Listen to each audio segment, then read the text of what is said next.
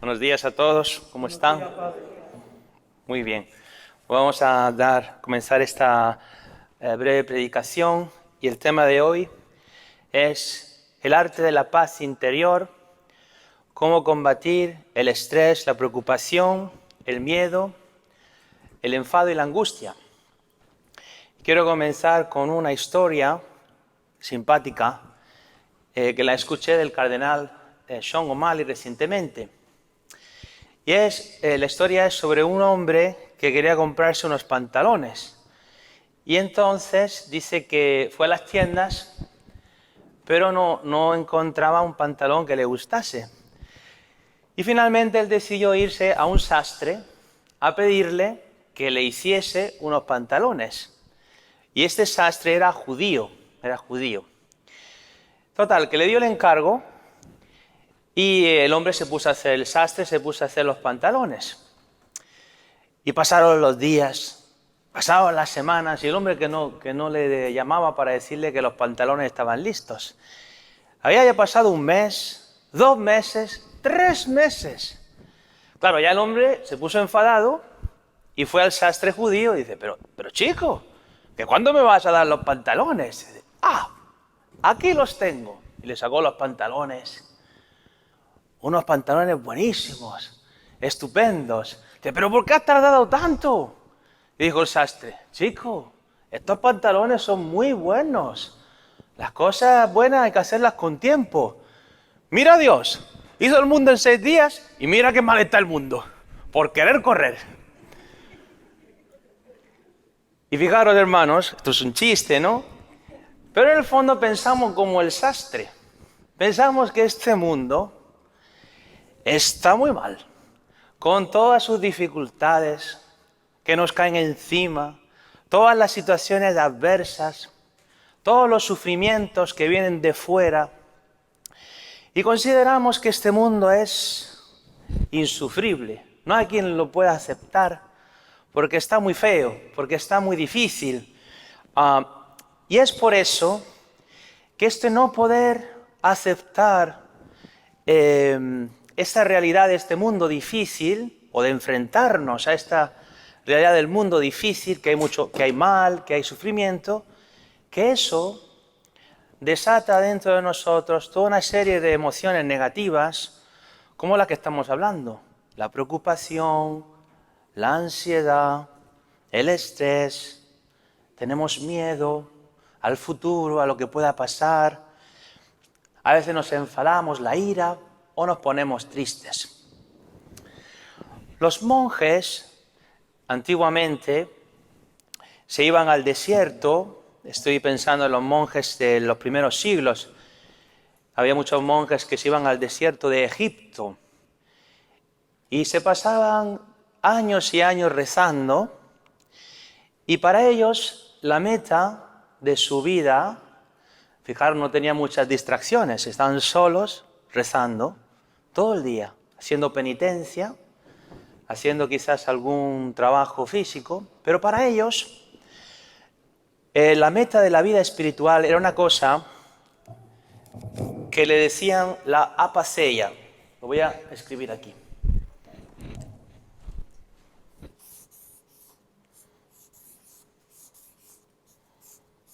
La apaceia. Esto es una palabra griega que viene de 2 palabras, de 2 a, que significa sin, y paceia, que viene de pathos, que significa pasión. Sin pasión. Es decir, para ellos la meta de la vida espiritual era vivir en un estado de mente y de espíritu que no se ve alterado por estas pasiones que acabamos de mencionar, el miedo, la tristeza. Claro, en nuestro lenguaje moderno en español, esta palabra apaceia tiene un sentido muy distinto de la palabra en español apatía. La apatía es otra cosa, es la desgana, ¿no? Dice, estoy apático, no quiero hacer nada, ¿no? No me siento de hacer cosas. Pero la apaceia se podría traducir en español como la virtud de la ecuanimidad, que significa, también ecuanimidad viene del latín, equus, Esta viene del griego. Y ecuanimidad del latín. Equus, igual, y animus, ánimo. Es una virtud, ecuanimidad, que te ayuda a vivir en una constancia de ánimo, en un equilibrio interior, donde la paz, la calma y la serenidad gobierna tu mundo interior. Qué bello sería vivir así, ¿verdad? Que pasa algo y ya no te enfadas, lo aceptas. Que sucede quizás una tragedia y lo aceptas con una calma de espíritu. Me acuerdo de que contaban una historia de San Ignacio de Loyola, el fundador de los jesuitas. Y dicen que, ¿sabes que San Ignacio de Loyola, es decir, hizo una obra inmensa? Todos los jesuitas empezaron a ser enviados misioneros. Fueron a India, a China, al Japón, a toda Asia, a África, por todo el mundo. Había hecho una obra inmensa.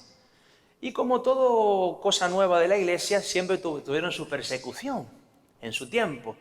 Y entonces le preguntaron a San Ignacio de Loyola ya, cuando él estaba mayor, San Ignacio, ¿y si de un momento a otro el Papa decide de que suprime la orden, tú qué harías? Y dijo San Ignacio, pues me iría a la capilla por 10 minutos y después de 10 minutos estaría muy bien. Un hombre de fe. Tú imagínate que te pasas toda tu vida trabajando por tus sueños y de repente te lo quitan todo. Dice, yo necesito 10 minutos en la capilla, se lo presenta al Señor y puede aceptarlo. Qué maravilla sería vivir así, con esta ecuanimidad de ánimo y de espíritu. Vamos a ver un poquito esto de la paz interior. Creo que esto no lo necesito. Pues vamos a seguir con una lectura que a mí me gusta mucho, que es el Evangelio de la tempestad calmada. Es el Evangelio de Marcos, capítulo 4. Dice así: al atardecer Jesús les dijo, pasemos a la otra orilla. Despidieron a la gente y le llevaron en la barca, tal como estaba. Otras barcas iban con él. En esto se levantó una fuerte borrasca, una tormenta, y las olas irrumpían en la barca, de suerte que estaba a punto de anegarse. Él se encontraba en popa, durmiendo sobre un cabezal. Lo despertaron y le dijeron, Maestro, ¿no te importa que perezcamos? Él, habiéndose despertado, increpó al viento y dijo al mar, calla, enmudece. El viento se calmó y sobrevino una gran bonanza. Entonces les dijo, ¿por qué estáis con tanto miedo? ¿Cómo no tenéis fe? Ellos se llenaron de gran temor y se decían unos a otros, ¿quién es este que hasta el viento y el mar le obedecen? Palabra del Señor. Fijaros, hermanos, este evangelio nos habla de una tormenta y los discípulos estaban muertos de miedo. Pero fijaros, hermanos, que nosotros nos encontramos en nuestra vida, que es también como una tormenta, donde experimentamos que hay una tormenta de problemas que vienen sobre nuestra vida, cuando menos te esperas. Experimentamos el viento contrario de las tentaciones, el oleaje del mal que irrumpe sobre nuestra vida. Experimentamos la inexplicabilidad de una serie de acontecimientos que caen como la lluvia y sobre nuestra vida. Y ante esta situación nos pasa como los discípulos, que estamos llenos de miedo. Pensamos que vamos a ser destruidos. Nos llenamos de angustia, de desánimo o a veces hasta de desesperación. Y quizás tenemos también esta duda de decirle al Señor, Señor, ¿pero no te importa que voy a perecer? Y he aquí que esta palabra nos da una buena noticia. Nos hace presente que si bien es cierto que la tormenta es un mal que nos asusta, también es cierto que el Señor está en la barca de nuestra vida. Y este Señor es el Dios del universo, el Todopoderoso. En griego le decían Kyrios, es decir, el Señor del universo, el que todo lo sabe, el que todo lo puede. Y la mejor cosa es que Él, que todo lo sabe y todo lo puede, Él te ama. No hay un detalle de tu vida, de mi vida, que Él no sepa. Tanto es así que dirá el Señor, ni siquiera un cabello se cae de tu cabeza sin que tú lo sepas, sin que Él lo sepa. Dios lo sabe todo.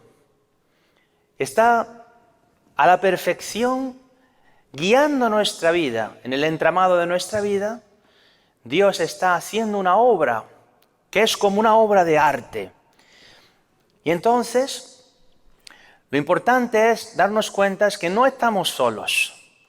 Dios permite el sufrimiento. Dios permitió que los discípulos experimentaron el oleaje del mar, el viento contrario, la lluvia. Pensaban que se iban a hundir, lo experimentaron, era real. Pero también era real que Él estaba con ellos. Y les dio este regalo de la paz. Estas palabras, calla, enmudece, deben resonar en nuestro interior. Es el Señor que calma el miedo. Cuanto más sube la fe, más baja la ansiedad. Vamos a ver que es el Señor que nos visita siempre con la paz. Cuando el Señor aparece resucitado, ¿qué es lo que le dice a los discípulos? 3 veces, la paz sea con ustedes. Incluso decimos siempre en la misa, que es un pasaje de Juan. Dice, la paz os dejo, mi paz os doy. Dice Juan 27, dice, no os la doy como la da el mundo.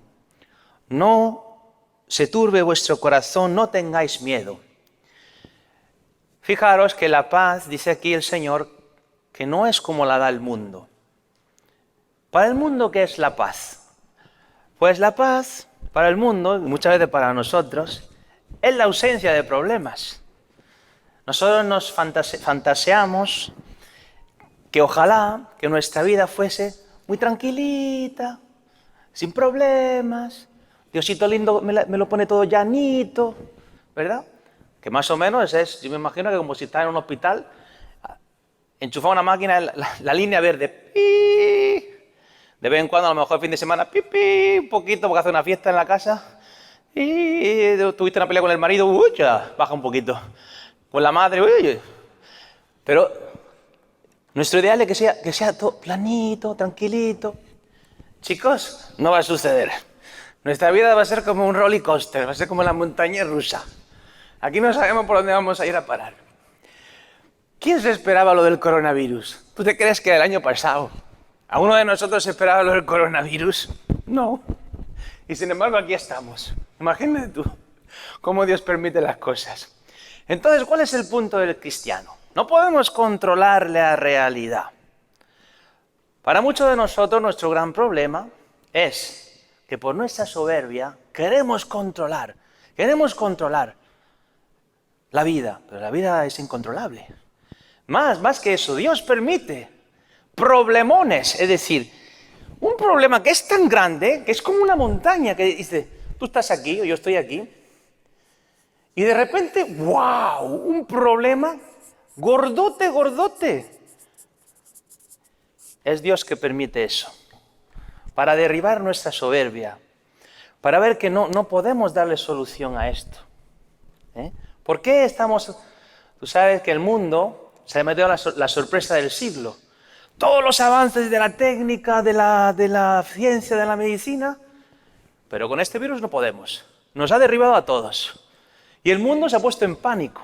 Estamos experimentando que el mundo se ha dado cuenta, que no eres Dios Todopoderoso. Tanto que nos creíamos y un pequeño virus nos derriba. Esto es un golpetazo en nuestra soberbia. Por tanto, ¿cómo podemos realmente nosotros enfrentar la vida con el coronavirus o con lo que sea? Pues a través de la fe, que nos dice que nuestra vida está en las manos del Padre. Tú tienes un Padre en el cielo. Está todo en sus manos, las manos del Todopoderoso. Y sobre todo, atención, que tú estás unido a Él. Y entonces, nada ni nadie te puede separar del amor de Cristo que tiene por ti. Esto lo dice San Pablo. ¿Quién me podrá separar del amor de Cristo? Nada. Ni aunque me persigan, ni aunque pase hambre o sed, o desnudez, o peligro, o persecución. Entonces, esto, que es una certeza interior, es como una marca en el espíritu, la fe. Dice, si el Señor está conmigo, puedo tener un problema, no me vengo abajo, no me tengo por qué desesperar. El Señor sabe, ¿verdad? Y hay que saber esperar, ¿verdad? Fijaros que muchas veces nosotros, decía hoy Jesucristo, no se turbe vuestro corazón ni tengáis miedo. Habla del miedo. Muchas veces pasan por nuestro corazón algunas cosas que nos pueden robar la paz. Y son la ira, el miedo y la tristeza. Vamos a hablar un poquito de cada una de ellas. La ira, la indignación, el enfado. A mí me gusta mucho porque yo he tenido que aprender nuevo vocabulario. El otro día estaba hablando con los muchachos seminaristas que se van a ordenar este año. Digo, chicos, déjenme que le dé una clase de dominicano. Digo, imagínate que vas a confesar y dices, Padre, me confieso que he hecho mala sangre. Dicen ellos, ¿pero eso qué es? ¿Que tiene un problema de la enfermedad? Dicen, chico, tiene que entender dominicano, esto es clase número 1, dominicano 101. Dice, y luego te dice otra, es que me puse guapa. Digo, bueno, pues habrá maquillado hoy más, no sé. Como no te traduzcas, estoy teniendo un diccionario. Pero bueno, entonces la ira es esta emoción compuesta por sentimientos negativos que hasta puede llevar hasta actos de violencia. ¿Y cómo podemos obtener la paz interior? Obviamente, la paz interior no es compatible con la violencia o el enfado. Por eso la Iglesia nos habla sobre la mansedumbre. ¿Qué es la mansedumbre? Pues es la capacidad de poder sobrellevar todo lo adverso con una actitud de autocontrol que domina la cólera y el enfado. Es una capacidad de dominar el enfado. El que es manso es también cordial, amable, es gentil, afectuoso. Obviamente, el alma es una virtud que crece en el alma. Hablamos ahora del miedo.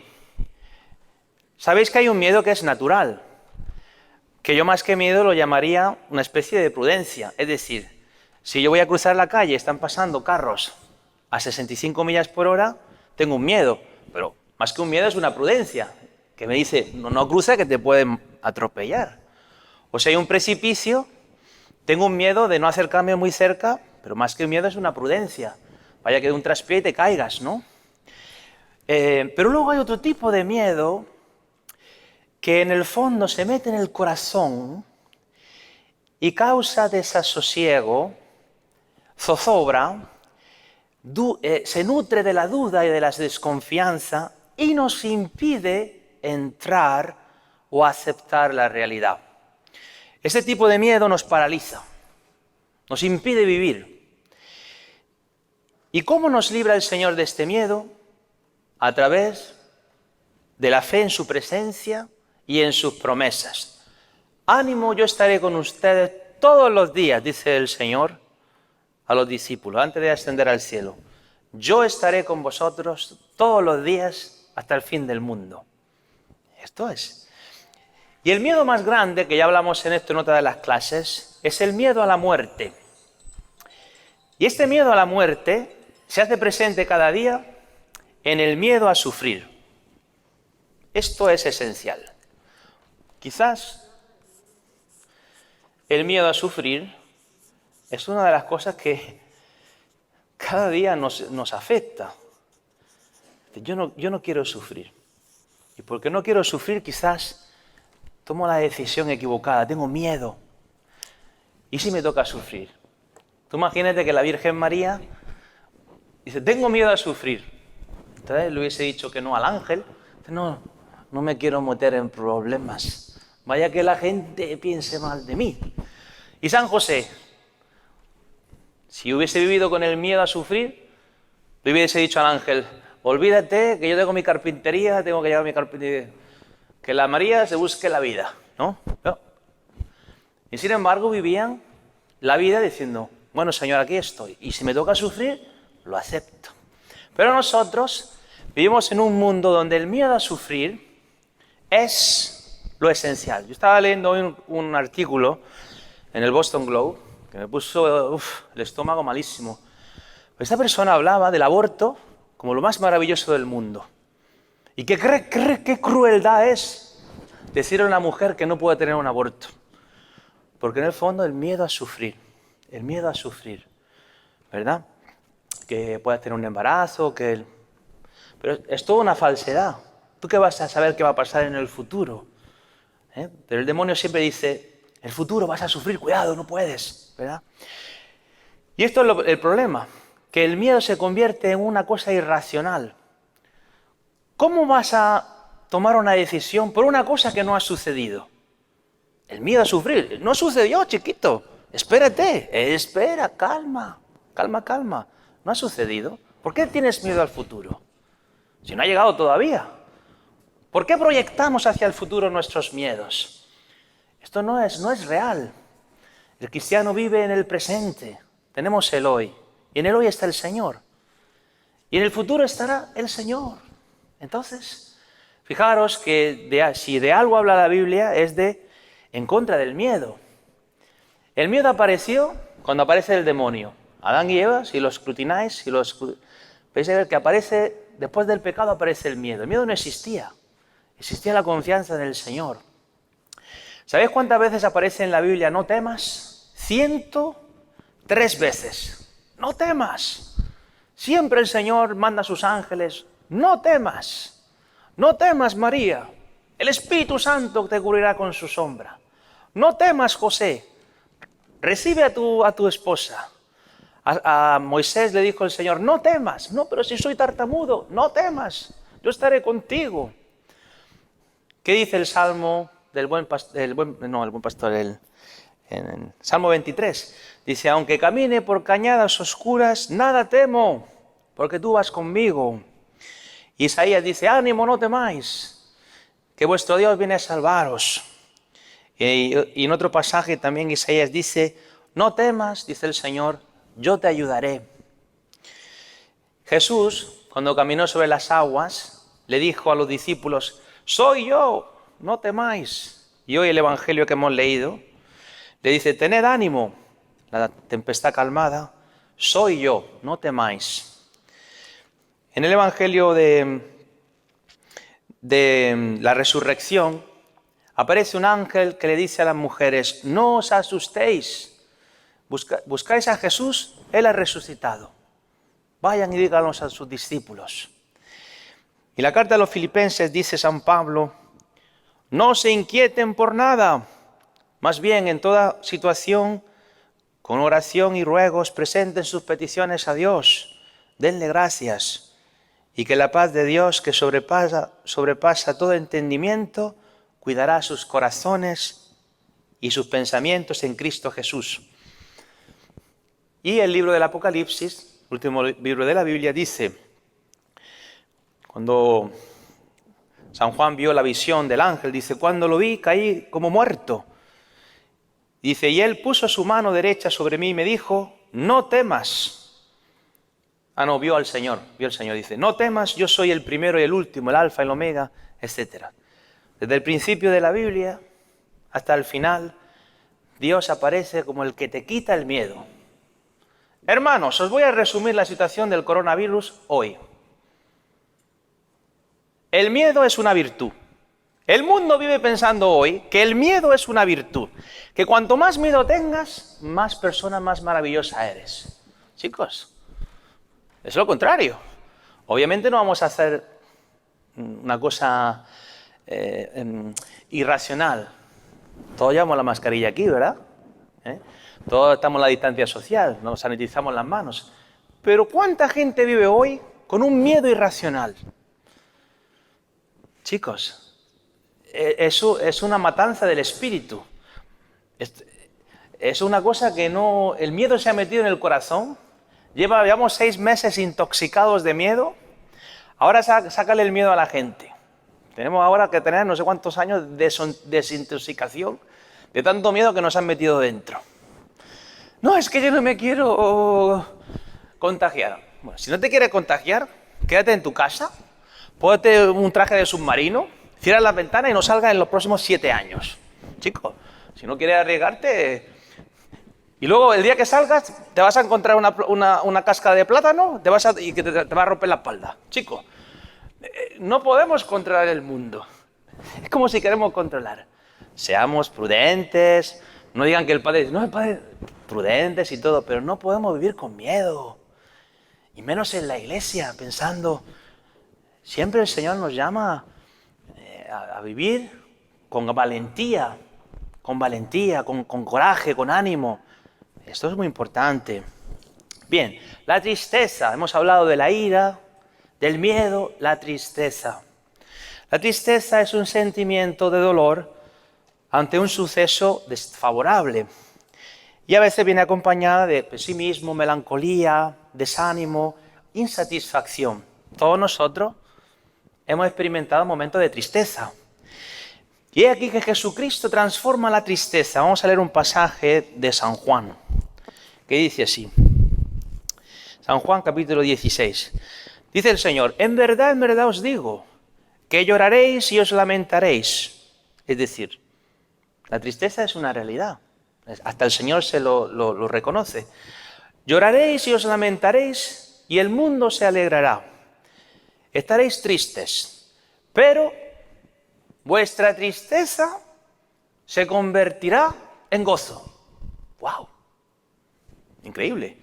Dice, la mujer suele estar triste cuando va a dar a luz, porque le ha llegado su hora. Pero cuando ha dado a luz al niño, ya no se acuerda del aprieto, por el gozo de que ha nacido un hombre en el mundo. También vosotros estáis tristes ahora, pero volveré a veros y os llenaréis de alegría, y nadie os la podrá quitar. Estas son las palabras del Señor. Es decir, ¿qué está diciendo el Señor? No te desesperes. Estás triste. Lo haz bien. Pero la tristeza no te va a vencer. Es un momento pasajero. Dice, el gozo en el Señor viene. El Señor es el único que transforma nuestra realidad siempre hacia el gozo. Por eso, ¿qué nos está diciendo el Señor? No podemos vivir tratando de evitar la realidad, sino entrando en ella, entrando en los sufrimientos que Dios permita, y el Señor nos va a transformar. Os cuento una experiencia personal mía. Yo me acuerdo de joven que hubo un sufrimiento en mi familia. El sufrimiento de una hermana que tuvo esta enfermedad de la anorexia y la bulimia. ¿Sabéis que es una enfermedad? Que es un trastorno alimenticio, pero también un trastorno mental, ¿no? Y yo experimenté, dentro de este sufrimiento, que una hermana que se intentó suicidar y se iba de la casa y se estaba como muriendo en vida, que el Señor es capaz de darte una paz en medio de este sufrimiento que viene del cielo. Y a mí me sorprendía porque todos los días yo iba a rezar, en aquel tiempo también estaba discerniendo la vocación, me habían invitado a ir a la misa diaria, y yo me sentía que el Señor me daba una fuerza que no venía de mí. Yo estaba súper consciente que no era ninguna virtud humana, sino que era un regalo del cielo tener esta paz de aceptar este sufrimiento, rezar por mi hermana, ponerla en la mano de Dios. Pero el Señor ha sido tan fiel. Esta hermana que le dijeron los médicos, está tan mal su cuerpo, porque estaba súper delgada y todo, dice que ella ha dañado sus órganos internos, dice, nunca podrá tener hijos. Le dijeron los médicos a mi hermana. Pues por la gracia de Dios, mi hermana se recuperó, está casada. ¿Tú sabes cuántos hijos tiene? 10 hijos tiene mi hermana. Entonces, digamos si no transforma a Dios la tristeza en gozo. A mí no hay quien me convenza de lo contrario. Es verdad, el Señor existe. Entonces, fijaros que hay un tipo de tristeza que es buena. ¿Cuál es la tristeza buena? Pues cuando nos hemos separado del Señor, hay una tristeza en el corazón que es tu conciencia que te dice, hiciste mal, vuelve al Señor. Es decir, es un dolor del corazón que siente que has perdido la amistad con Cristo. Esta tristeza es buena porque te invita al arrepentimiento, nos invita al arrepentimiento, a volver al Señor. Pero luego hay otra tristeza que no es buena. Y esta tristeza que no es buena es aquella que se mete en el corazón y te hace que no puedas seguir adelante. Te hace que no disfrutar la vida. Te ahoga el corazón, te lo deja seco.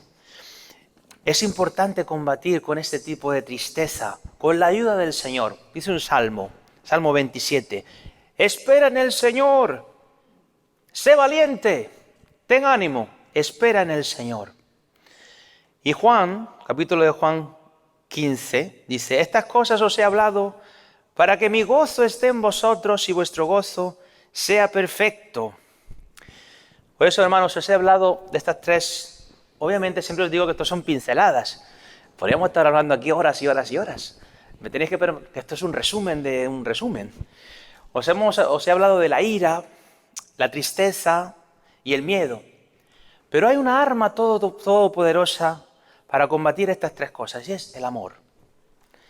El amor apaga las llamas de la ira. ¿Tú te has enfadado?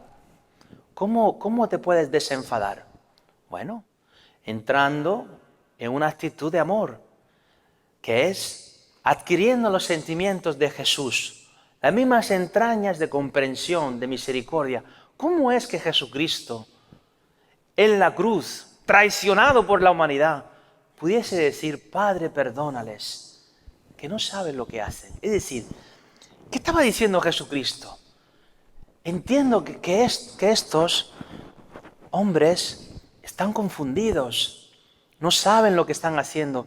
Si supiesen la realidad, no lo harían. Es decir, Jesucristo estaba excusando el mal del mundo. Es decir, esto es una entraña de misericordia. Tú imagínate que alguien te ofende y en vez de pensar mal del otro dices, es que no sabía lo que estaba haciendo, estaba como esclavo, estaba confundido. Esto, por eso dirá San Pablo, teniendo los mismos sentimientos de Jesús, nada por rivalidad, nada por vanagloria, todo con humildad, con un espíritu de servicio, un espíritu de perdón. También el amor combate el temor, porque hacemos las cosas no por tener miedo a ser castigados, sino por amor al Señor. Y nos unimos en amor al que es fuerte, y esto nos da una confianza inquebrantable. Y también el amor combate la tristeza, porque si tienes amor, puedes pasar por el valle de la soledad, por el pozo de la depresión, por la laguna del sin amor, es decir, que alguien que debiera haberte amado no te ama. Esto es una laguna, hay un pozo, te falta algo. Imagínate que un familiar que debiera haberte amado, un padre, una madre, un esposo, un hijo, no te ama. ¿Estás condenado a ser infeliz el resto de tu vida? No. El amor rellena aquello que te faltó. ¿Sabéis que Dios es justo? Si para una persona le vinieron más males que bienes, Dios, que es justo, te va a dar unas bendiciones, unas gracias especiales para poder enfrentarse con la vida con un espíritu distinto. A mí siempre me ayuda a pensar en San Juan Pablo II. Sabéis que él fue huérfano. Su mamá se murió cuando tenía 3 años y su padre cuando tenía 20. A los 20 años era huérfano. Pero fijaros, Juan Pablo II se llenó de Dios. Y tú ves un vídeo de Juan Pablo II y te transmite fe y te transmite amor. Es decir, Dios llenó en su corazón lo que le faltó. Entonces, el demonio te dice, tu vida es muy fea, mira. No. El Señor te dice, mira que yo estoy contigo y todo lo que te ha faltado, yo te lo suplo. También, hermanos, Dios tiene que destruir la idolatría que tenemos de la familia. La familia perfecta. Esa familia perfecta no existe. Entonces, Dios permite que veamos las imperfecciones de nuestros padres, por ejemplo, para que no hagamos un ídolo de nuestros padres. Porque de los padres humanos, que son falibles, que son también pecadores como tú y como yo, tenemos la misión de mirar al Padre del cielo. Ese sí que no te falla. Entonces, dejemos que nuestros padres hayan hecho sus errores. ¿Por qué tenemos que juzgarlos? No somos nosotros los jueces de nuestros padres, por poner un ejemplo. El Padre tiene una misión y después está el Padre Celeste. A ese sí que te puedes fiar. Entonces, esto es muy importante. Voy a correr un poquito más. ¿Cómo estamos de hora? ¿Estamos ya en la hora? Ah, todavía tenemos un poquito más, ¿no? Ah, no, ya tenemos que acabar. Uy, pues me falta un montón. Voy a hacer pinceladas de pinceladas de pinceladas. La paz es un don de Cristo y del Espíritu Santo. Quiero hablar brevemente de una cosa que es el abandono a la voluntad de Dios. Abandono a la voluntad de Dios, eso te da paz. Porque si tú o yo pensamos que el mundo entero cae sobre nuestros hombros, ¿cómo tú piensas que vamos a entrar en la paz? Imposible. Yo tengo que resolver, yo tengo que calcular, yo tengo que pensar en todas las posibilidades que pueda pasar o que pueda decir. Chico, nunca vas a descansar. Dicen que el Papa, ¿cómo se llamaba? Papa Juan XXIII, decía, le preguntaron, Papa Juan XXIII, con todos los problemas que hay en la iglesia, ¿cómo tú puedes dormir en la noche? Dice, en la noche yo me voy y le digo al Señor, dice el Papa, Señor, el Papa se va a descansar, encárgate tú, hala. Y dormía como un niño pequeño. Me acuerdo que le preguntaron al obispo, O'Malley, que me encantó su respuesta, cuando pasaron todo lo del abuso, los sacerdotes aquí, le preguntaron, pero, obispo, ¿usted puede dormir en la noche? Dice, duermo como un bebé y me levanto llorando en la mitad de la noche. Digo, no lo puedo decir mejor, pobre tico.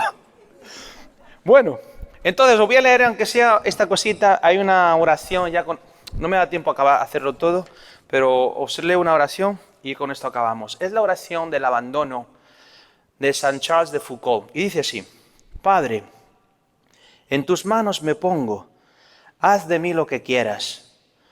Por todo lo que hagas en mí, te doy gracias. Estoy dispuesto a todo, lo acepto todo, con tal de que tu voluntad se haga en mí y en todas tus criaturas. No deseo nada más, Dios mío. Pongo mi alma entre tus manos. Te la doy, Dios mío, con todo el ardor de mi corazón, porque te amo. Y es para mí necesidad de amor el darme, el entregarme entre tus manos sin medida, con infinita confianza, porque tú eres mi Padre. Amén. Hermanos, esto es lo más importante. Tener esta confianza en el Padre y luego vivir en paz con los hermanos, que este es el último punto, la reconciliación. Antes de presentar tu ofrenda en el altar, ve y reconcíliate con tu hermano. Este espíritu de reconciliación es esencial.